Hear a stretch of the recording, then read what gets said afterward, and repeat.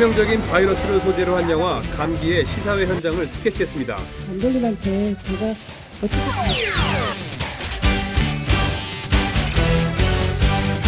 동성 커플로 화제를 모았던 김조광수, 김승환 씨의 결혼 기자회견장을 다녀왔습니다.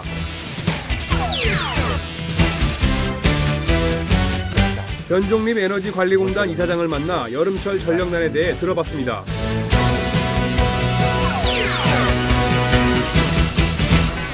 시민들의 불안 심리를 잠재우기는 쉽지 않아 보입니다. Launch Operation Clean City now.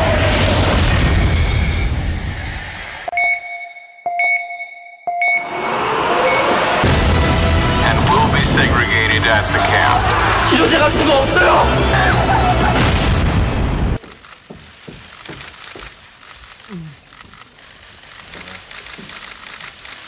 이 영화는 그 2006년도에 그 사스 광풍이 불었을 때 그때 이 영화의 제작자인 정운탁 대표가 기획했던 작품입니다.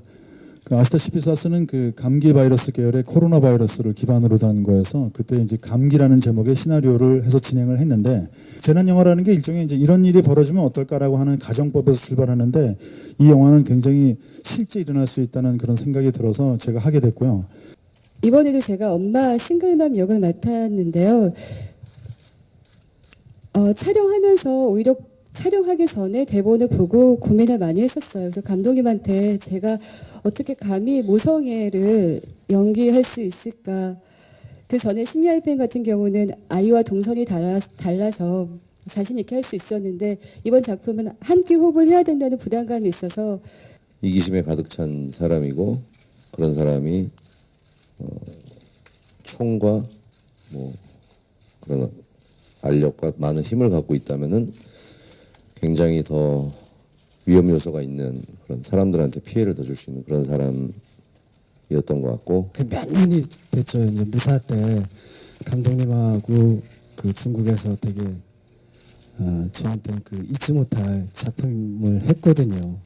그때가 너무 그립고 그리고 현장에서 진짜 다시 한번 그 감독님의 그 모습을 정말 그리워서 제가 감독님한테 어떤 역이라도 좋으니 그 함께 참여를 하고 싶습니다. 제가 부탁드렸거든요. 그래갖고 이 역을 하게 됐는데 고등학교 때 비디오방에서 처음 비트를 보고 저 감독님하고 꼭 액션 영화나 뭐든 꼭 찍어보고 싶다고 꿈을 꿨었는데 그 꿈이 이제 이루어졌죠. 그래서 특히나 액션씬이 많아서 정말 멋있게 잘하고 싶었는데 동석이 형이 액션하는 거 보니까 아직 한참 부족합니다. 저는 뭐 10년 만에 연출한 작품이고 또 이 작품이 이제 100억 가까이 큰 돈이 들어간 영화니까 그런데 이번에 내려진 결정은 이제 저의 권한 밖에서 이루어진 일인데 제 생각에는 영화가 흥행이 더 잘 될 수 있는 방법을 모색하면서 내려진 결정이라고 생각합니다. 또 그렇게 믿고 있고요. 정말 작년에 촬영했던 그 폭염과 그런 체감이 여러분들한테 저희가 느꼈던 만큼 잘 체감됐으면 좋겠습니다. 저희 감기 영화 재밌게 봐주세요.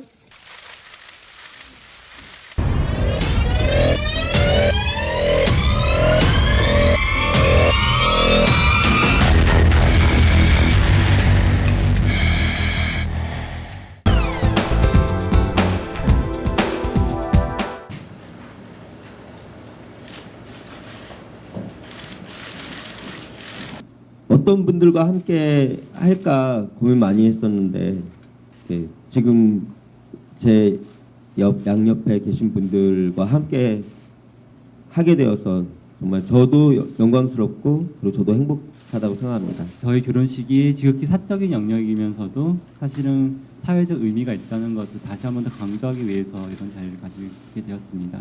저는 사실 이게 저희가 사실 처음으로 시도한 일이잖아요. 그렇기 때문에 당연하게 이런 난관이 있을 거라 예상을 했었고 그렇기 때문에 도리어 한 달 후에 정말 어떤 모습으로 결혼식 행사를 치를지 저 역시 기대가 되고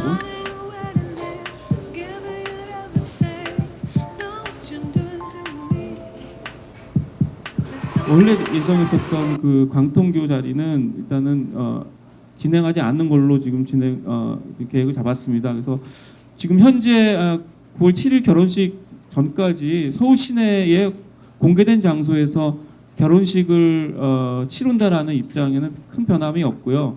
그래서 지금 현재 한 4-5군데의 또 그 서울 시내 주변에 그 야외 장소를 지금 좀 열심히 알아보고 있습니다. 그래서 결정되는 대로 여러분들에게 좀 말씀드리도록 하겠고요. 결혼식은 역시 마찬가지로 해가 질 무렵 일몰 직전에 저희가 결혼식을 벌일 거고요.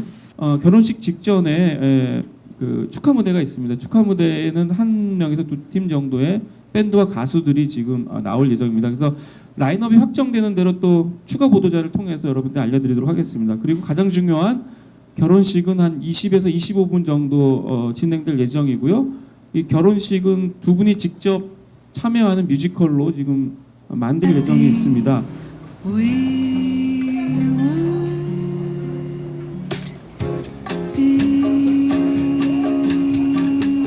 2005년 1월 겨울에 칼바람이 매서웠던 날 김승환이라는 사람을 처음 보았습니다.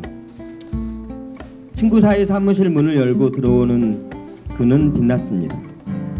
후광이 있다. 그런 말이 실감나는 순간이었죠. 그때부터 가슴앓이가 시작되었습니다. 짝사랑이 연애로 버전업을 하기까지 수개월의 시간이 필요했습니다.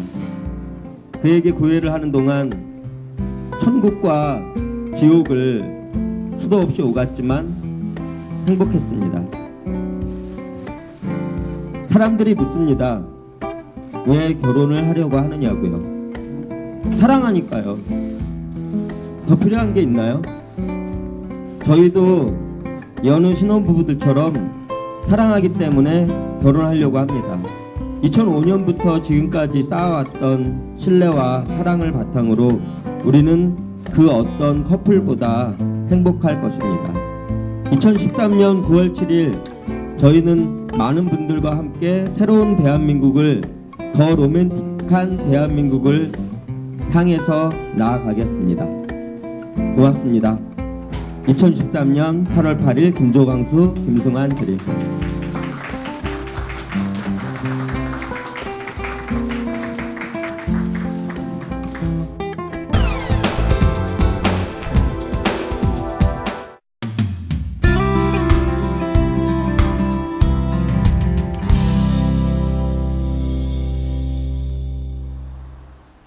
쉽게 말씀을 드리면 한 3가지로 요약해서 말씀을 드릴 수 있을 것 같습니다.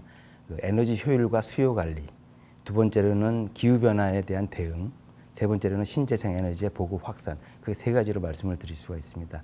그 에너지 효율이라는 거는 이제 기기가 됐건 뭐 설비가 됐건 이런 거에 대한 등급, 이런 걸 매겨서 효율을, 또 건물도 그렇고요. 에너지 효율 등급을 저희가 매겨서 공급을 하고, 또 수요 관리, 예를 들면 에너지 절전이라든지 전기 절약 이런 거에 대한 교육, 홍보, 또 캠페인, 잘 아시는 바와 같이 그런 거를 저희가 하고 있고, 두 번째로는 그 기후변화, 그 온실가스 감축을 하기 위해서 어떻게 해야 되는지 교육도 하고, 또 관련된 제품도 보급을 하고, 또 기업별로는 그 매년 목표 관리가 있습니다. 온실가스를 얼마만큼 줄여야 되는지 그런 거에 대한 목표 관리에 대한 저희가 이제 관리를 하고 또 계도를 하는 게 있고, 신재생 에너지는 뭐 잘 아시는 바와 같이 여러 가지 이제 비화석 연료에 대한 확산 보급 이런 거를 정부하고 같이 협조를 해서 확산하는 그런 데 업무를 하고 있습니다. 제가 그 취임사에서는 그렇게 생각을 했습니다. 일단 에너지관리공단이 에너지 부분에서는 최고 전문기관이 아니겠느냐. 그래서 전문성을 좀 높여나가는데 저희가 역점을 둬야 된다. 그리고 여러 가지 많은 사업을 하고 있는데 실질적으로 효과가 있느냐, 또 일반 국민이나 기업들이 이걸 체감하고 있느냐, 그런 면에서 좀 내실화를 좀 해야 된다. 그리고 세 번째로는 투명, 윤리, 여러 가지 이제 공기업들이 이제 국민들의 신뢰를 많이 잃는 사고가 많기 때문에 이 부분은 정말 우리가 주의를 해서 그런 일이 없도록 해야 된다. 이렇게 3가지를 말씀을 드렸는데, 막상 와 보니까 첫째로는 활력이 없다, 조직이. 두 번째로는 이 소통이 좀 잘 안 되고 있다. 이 상하 간에도 그렇고 횡적으로도 그렇고 이게 업무적으로나 개인적으로나 이게 서로 이게 커뮤니케이션이 되고 좀 친밀감을 느껴야 되는데 그런 채널이 없고 그것이 활성화되어 있지 않다. 그런 걸 느꼈습니다. 그리고 세 번째로는 일하는 시스템이 너무 기능이 그 어떤 업무가 비슷한 업무가 이제 부서 간에 이제 흩어질 수 있는데 이것이 잘 모이고 잘 융합이 돼서 이제 시너지를 내야 되는데 각자가 열심히 하고 있다.